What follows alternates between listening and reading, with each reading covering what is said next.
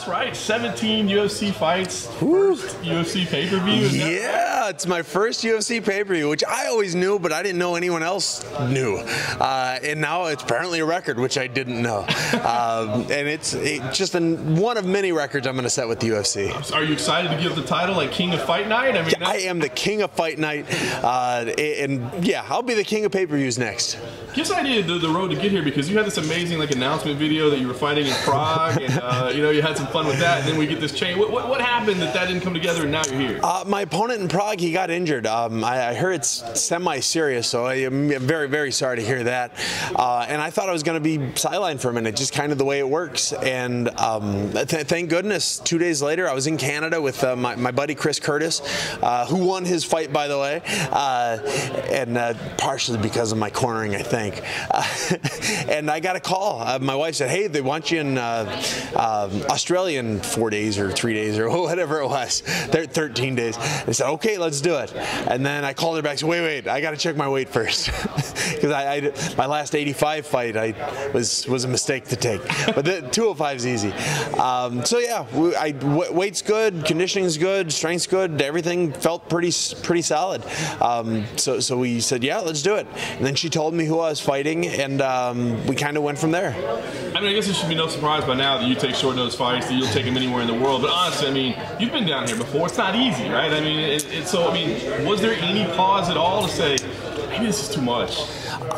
No, it really wasn't. It was I double check my weight. I never get that heavy anymore. I'm like 225 at my heaviest, 230 on a long weekend. I always joke that's a fighter's 225, which really means 230. So I just double checked that. I was working my weight down for Prague, which is 3 weeks later.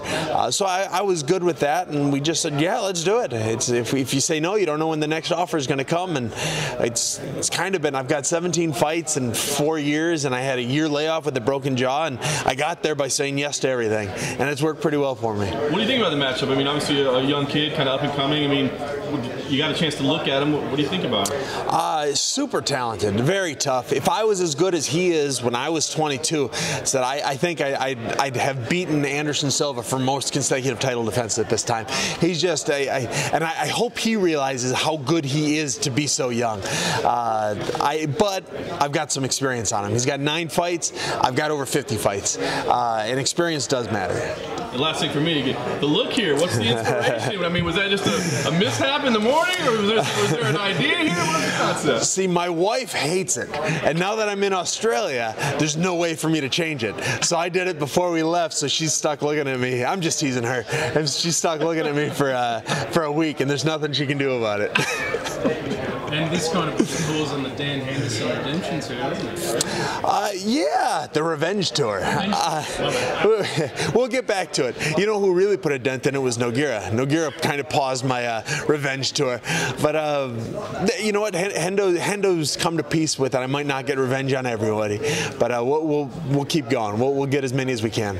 And did you bring the family down? I brought my wife, who's chief corner, so she's always there, and then we brought my middle child. We left my oldest and my youngest at home. And do you have anything planned for maybe after the fight or something, seeing around Melbourne? Yeah, you guys have penguins. You guys have penguins, Phillips Island. I assume they're like poisonous penguins or something else.